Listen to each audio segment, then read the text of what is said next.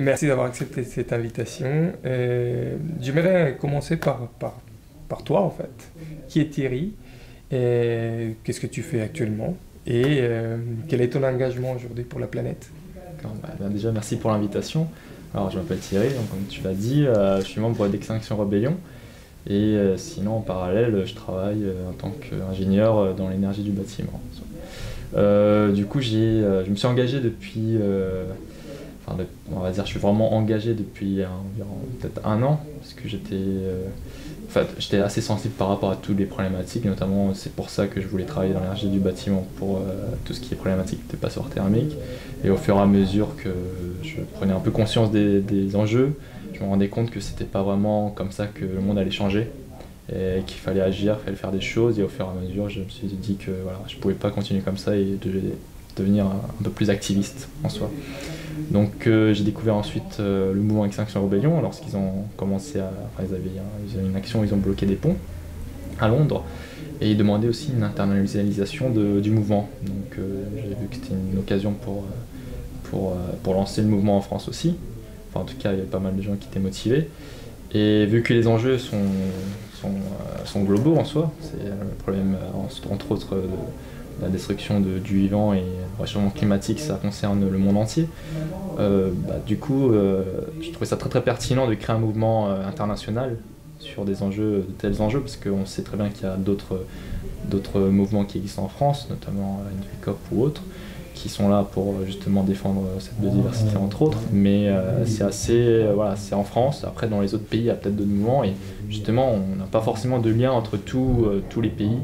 Et c'est pour ça que je me suis engagé, et donc on a lancé globalement, enfin le mouvement a été lancé donc en début décembre, et on s'est structuré, et depuis on a eu notre jour de déclaration de rébellion, donc un rassemblement officiel le 24 mars dernier. On a donc décrété qu'on rentrait en rébellion, enfin Extinction Rebellion en France. Et à partir de ce jour-là, on commence en fait des actions de désobéissance civile non violente.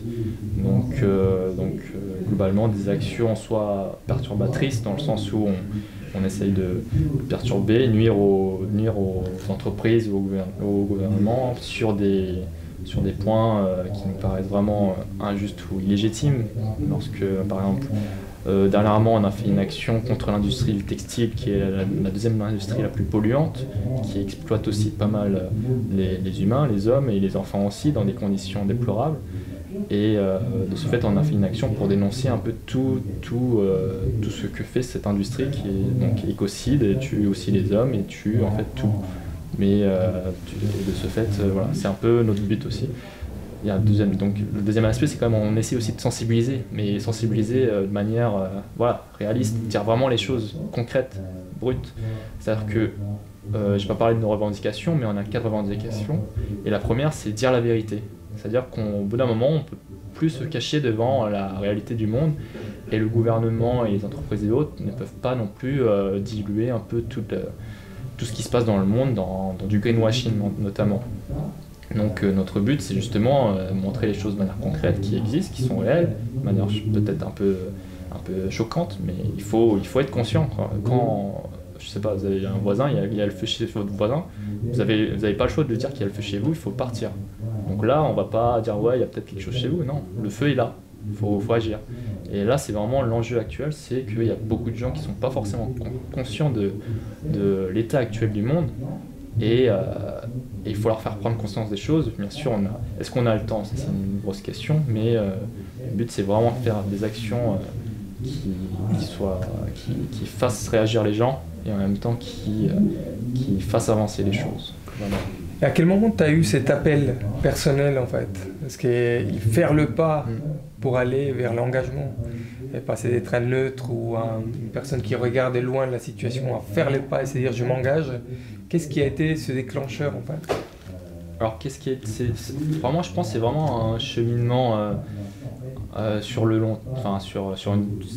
longue durée quand même, parce que moi-même, j'étais très j'ai fait une école d'ingénieur, j'étais très technologique et autres, on va trouver des solutions. Après, j'ai travaillé aussi dans les piles à combustible, dans l'hydrogène et choses comme ça. J'ai vu que il y a quand même des limites un peu à tout ça. C'est un peu Au fur et à mesure, on se rend compte que en fait, il y a beaucoup trop de problématiques pour répondre. En fait, j'étais vraiment voilà, focalisé sur un sujet. Par exemple, comment on fait pour voilà, faire une pile à combustible de manière enfin, on peut ensuite généraliser les choses. Mais au final, on se fait face à des problèmes de ressources, on fait face à des problèmes d'exploitation minière, j'en sais rien. Et on n'a pas assez de ça pour faire des choses. Je dis, en fait, comment on peut avoir plus de ça? Non, en fait, on n'a pas plus de ça parce qu'on n'a pas assez de platine ou quoi que ce soit pour faire ça.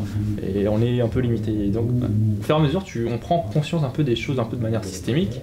Après, j'ai eu aussi... je me suis intéressé un peu au sujet d'effondrement. Donc ça joue aussi beaucoup, dans le sens où on se rend compte qu'on a possiblement, on va peut-être dans un effondrement de la société, quelque chose comme ça.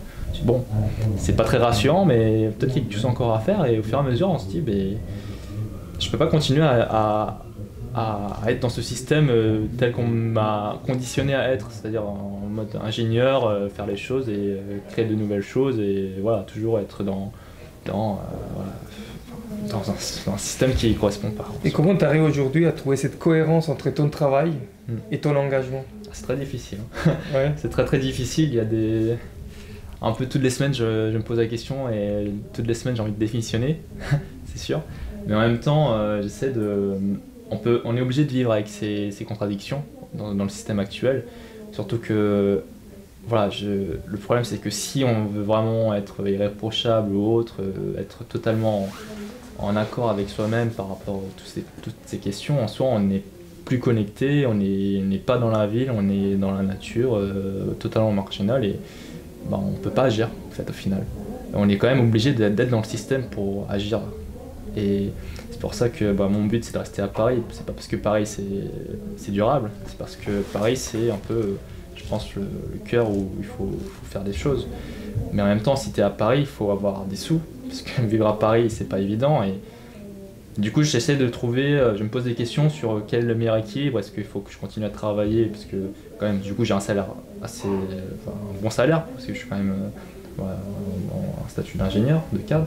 Donc j'ai un bon salaire qui me permet de vivre, et du coup en même temps faire les choses à côté. Si je voulais vraiment faire quelque chose de plus social ou autre, peut-être j'aurais pas ce compromis-là, et je serais plus préoccupé à devoir vivre à Paris que m'engager à agir. Donc voilà, c'est toute une question de compromis, et moi c'est vraiment, je réfléchis beaucoup en termes d'efficacité, mais si je fais quelque chose qui me correspond plus, est-ce que je pourrais quand même faire les choses de manière efficace? Et c'est un questionnement qui est là tous les jours. Je me pose toujours ces questions tous les jours, et puis peut-être que ça évolue, et le but c'est de faire changer les choses, et je me changerai aussi moi-même, il y a aussi un changement. Et qu'est-ce qui t'apporte toi personnellement cet engagement en fait? Alors, m'apporte, c'est-à-dire dans quel sens? C'est-à-dire, par exemple, avant tu étais indifférent, tu as eu ce déclencheur-là, tu es devenu conscient, tu as décidé d'agir. Est-ce que personnellement, au fond de toi-même, est-ce qu'il y a quelque chose qui a changé en faisant des actions non violentes? Alors, ouais, c'est assez... Alors oui, j'ai changé, c'est sûr. Je pense que j'ai changé, pas mal de gens ont pu le voir, je pense aussi. Après, c'est plus un questionnement de... comment dire, personnel sur la finalité de ce que je veux faire, quel est le sens un peu à ma vie, et des choses comme ça, quoi.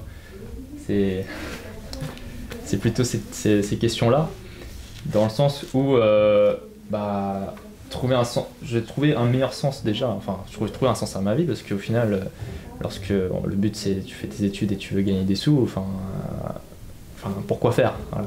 Là, je sais que j'ai quand même un sens, et faire changer les choses pour que le monde, entre guillemets, soit meilleur. Bien sûr, c'est très utopiste, mais je me dis, voilà, je suis là, je veux me battre pour ça, parce qu'il y a des enfants qui viennent naître, là, j'ai des nièces et un neveu qui va arriver bientôt. Je me dis, bon, on vit bien là, mais j'ai pas envie que, quand ils auront 10-20 ans, qu'ils vivent dans un monde totalement détruit, ou dans la guerre, ou dans la précarité, ou même qu'ils vivent plus, ils en meurent. J'ai pas envie que ça se passe comme ça.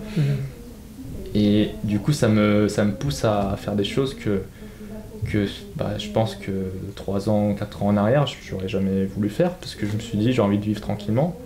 Sauf que là, on peut pas, en ayant conscience de toutes ces problématiques, on peut pas les nier. Au bout d'un moment, on doit accepter la situation et on doit agir en... C'est comme ça que je vois, on doit agir. Bon, après, il y a des gens qui veulent pas forcément agir. Enfin, voilà, moi, dans ma manière d'être, je peux pas ne pas agir. Sinon, je serais trop en contradiction avec moi-même. Et c'est un équilibre à avoir, et je pense. Et bah, bien sûr, ça peut toujours évoluer. Bien sûr, bien sûr. Et comment ça se structure en fait le mouvement Extinction Rebellion? C'est horizontal ou est-ce qu'il y a hiérarchie Alors, c'est horizontal, c'est vraiment horizontal. Il n'y a pas de leader ou autre. En fait, on fonctionne en groupe thématique, c'est-à-dire qu'il y a un groupe qui s'occupe plus de l'action logistique, un autre plutôt dans la sensibilisation, formation, c'est le groupe auquel j'appartiens. Un autre plus dans la recherche systémique, ça s'appelle, c'est plus voilà, un peu dans la veille, un peu dans tout ce qui se passe dans le monde voilà, juste pour expliquer et donc avoir une base pour expliquer les choses, entre autres. Plus un côté activisme, culture régénératrice aussi, qui permet justement d'entretenir le mouvement pour pas qu'il s'épuise, que les gens ne s'épuisent pas non plus, et soutenir entre autres ceux qui potentiellement iraient en prison, des choses comme ça. Donc il y a pas mal de groupes thématiques. Et ces groupes thématiques sont organisés avec des coordinateurs qui sont du coup là pour coordonner un peu le tout, et des référents aussi qui représentent les groupes lorsqu'il y a des réunions un peu plus globales entre tout le monde. Ensuite, on est du coup très décentralisé, parce que le but c'est qu'il n'y a pas Extinction Rebellion, il y a Extinction Rebellion France, mais après il y a des groupes locaux, donc il y a des groupes locaux, je sais pas, en Ile-de-France, mais encore en Ile-de-France il peut y avoir aussi d'autres groupes locaux, et après il y a aussi dans d'autres à Lyon, à Bordeaux et autres, un peu partout. Je connais pas tous les groupes locaux qui existent, et justement le but c'est ces groupes thématiques qui existent de manière plutôt nationale sont là pour donner des outils pour que les groupes locaux puissent agir de manière autonome. Et ensuite, lorsque des actions devront être faites, c'est les groupes locaux qui s'organisent avec les outils qu'ils ont à créer un groupe d'affinité ou à mobiliser des gens pour faire des actions. Et le but, c'est vraiment être totalement décentralisé et avoir des groupes d'action un peu partout qui réalisent leurs actions. Donc c'est vraiment, on n'est pas dans un système hiérarchique. Il y a des référents, des coordinateurs pour justement qu'il y ait quand même le lien, parce que c'est difficile d'avoir une cohésion quand même lorsqu'on est de manière nationale. Ça sort vraiment de notre cercle, de l'individu, donc il faut quand même réussir à créer cette chose-là. Et vraiment, le but c'est vraiment rester sur cette horizontalité et vraiment pas basculer sur des leaders potentiels ou autres qui peuvent apparaître. Et justement, on essaie aussi de tourner justement entre les rôles de coordinateur, de référent, et même dans les médias. Okay. S'il y a des gens qui peuvent parler dans les médias, c'est jamais la même personne. On se dit toujours on est membre de Extinction Rebellion, mais souvent on dit souvent qu'on parle à son nom, parce qu'on représente pas le mouvement, parce que justement il y a des choses qui sont pas vraiment définies et qui sont vraiment très personnelles. Et comment ça se passe avec les autres organisations qui font de la désobéissance civile en France? Parce que vous êtes une organisation qui vient d'Angleterre, en fait, à la base. Comment vous êtes accueillis dans cet environnement franco-français, en fait? Alors, tout d'abord, par rapport à Extinction Rebellion de manière globale en international, on crée du lien un peu avec tous les autres groupes des autres pays. Et on est quand même détaché. Justement, on a 4 revendications. L'Angleterre en avait 3 à la base, donc on a quand même différentes. Mais après, on est quand même en lien.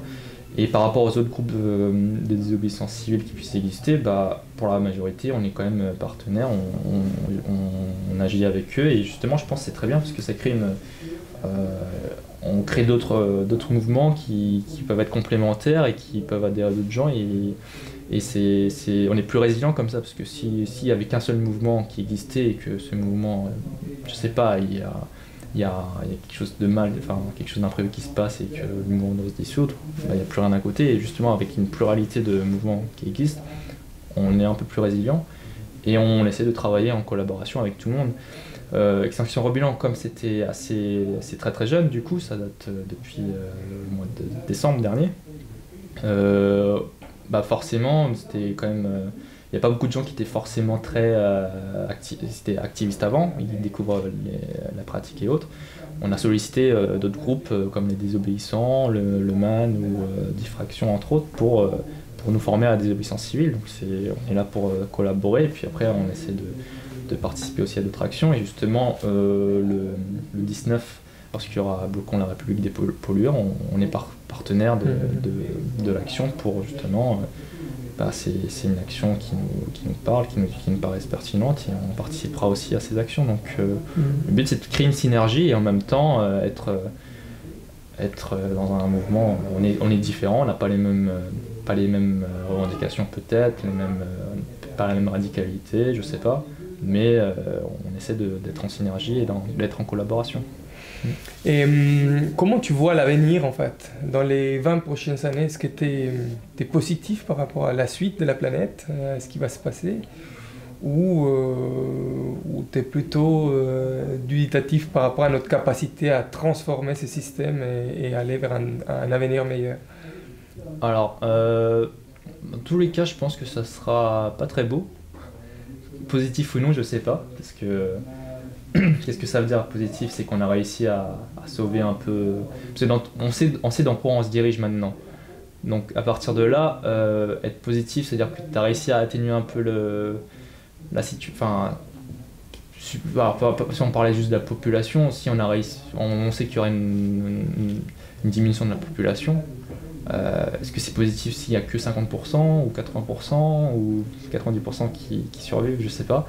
Donc je ne parlerai pas vraiment de positif ou non, parce que dans tous les cas on est dans une situation, factuellement on est dans la merde vraiment. Donc on parlait de positivisme ou non, je trouve pas ça, on peut dire par rapport à une situation qu'on voudrait avoir. Bon, je pense qu'on peut dire voilà, peut-être que je suis négatif, je sais pas. Mais c'est pas pour autant que je suis pessimiste ou optimiste, même là, je pense qu'il n'y a même pas de... On peut même pas parler de pessimisme ou d'optimisme, c'est juste, je pense qu'il faut faire les choses comme là on n'a pas le choix, il faut qu'on agisse, il faut qu'on essaye, avec la stratégie qui nous paraisse la plus pertinente pour faire changer les choses. Après, moi je vois un avenir sombre en soi, mais on ne peut pas non plus savoir parce qu'on ne sait pas comment ça va être, entre autres le changement climatique, les pénuries d'eau, peut-être ça va toucher plus des régions que d'autres. Où est-ce que je serai encore à Paris? Je ne sais pas. Mais globalement, oui, ça ne sera pas beau. On va dire ça. Mais moi personnellement, est-ce que je serai dans une meilleure situation ou non? Je suis même pas sûr d'être encore là. Voilà. Moi je suis ouvert à... Voilà, je sais que... Si ça, voilà, je suis pas, j'essaie d'agir, enfin c'est même pas que je nie l'avenir, c'est mon but pour rester en cohérence, et chaque jour j'essaie d'agir de la manière qui me correspond le mieux et qui respecte un peu mon éthique personnelle pour que ça se passe pour le mieux possible plus tard, mais j'ai pas le contrôle sur l'avenir, donc j'essaie de faire au mieux et puis on verra comment ça se passe. Mais c'est pas pour autant que je spécule que ça va être... spécule localement qu'ici il sera potentiellement la merde, mais globalement je vois un avenir sombre. Ouais. Bon, merci beaucoup. On va finir sur cette note-là.